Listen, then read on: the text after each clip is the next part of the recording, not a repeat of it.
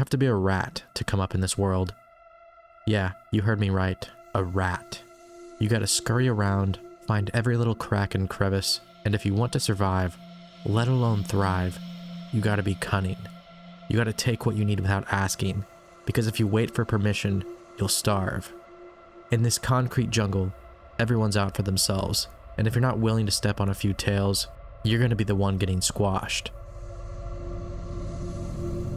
Today we'll be taking a deep dive into a topic as uncomfortable as it is enlightening, the philosophy of suffering in the pursuit of success. We'll explore how the world itself is structured around suffering and how, ironically, the path to personal gain often involves increasing the suffering of others. Philosopher Arthur Schopenhauer famously said, "Life is a business that does not cover its costs." His view was that the world is fundamentally driven by a will that leads to suffering. In nature, this is clear. One animal's meal is another's demise, but how does that translate into our human world? In economics, this philosophy is mirrored in the harsh realities of our world. Companies often thrive by exploiting labor, reducing costs at the expense of workers' well-being. Think of the sweatshops with your favorite brands or the gig economy where workers are left without benefit to boost corporate profits. Friedrich Nietzsche would argue, "What doesn't kill me makes me stronger, but at what cost?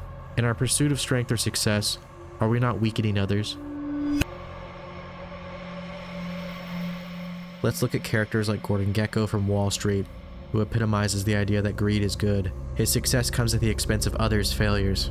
Or consider Breaking Bad's Walter White, whose journey from a mild-mannered teacher to a drug lord shows how desperation can lead to moral decay.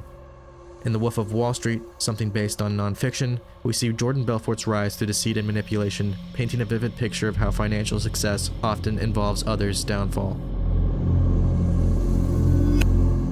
Kindness versus self-advancement. There's a delicate balance between being kind and being successful. Philosopher Ayn Rand would argue that altruism can lead to personal detriment. The virtue of selfishness, she posited, suggests that too much kindness can hinder one's own progress. How often do we see people sacrificing their dreams for others, only to end up unfulfilled? Consider entrepreneurs or leaders who've had to make harsh decisions, like layoffs, for the company's survival. Their kindness might be to the company or long-term vision, but at its immediate cost of others' livelihoods.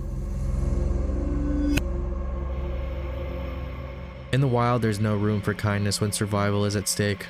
A lion's kill is life for one, but death for another. This mirrors human societal structures where one's success often means another's struggle. Thomas Hobbes wrote in Leviathan about life being solitary, poor, nasty, brutish, and short. This harsh reality in nature reflects in our societal constructs where the struggle for resources can turn us into those rats that we spoke of. So where does this leave us? The world, as seen through the lens of philosophy, literature, and nature, is one where suffering and success are intertwined.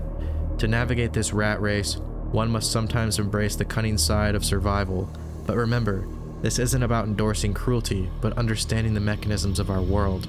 Perhaps the real challenge lies in finding a balance, how to succeed without stepping on too many tails.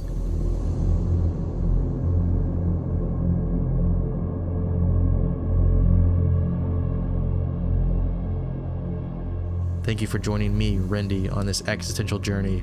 If you found this video insightful, please like, share, and subscribe for more deep dives into the philosophy of our complex existence.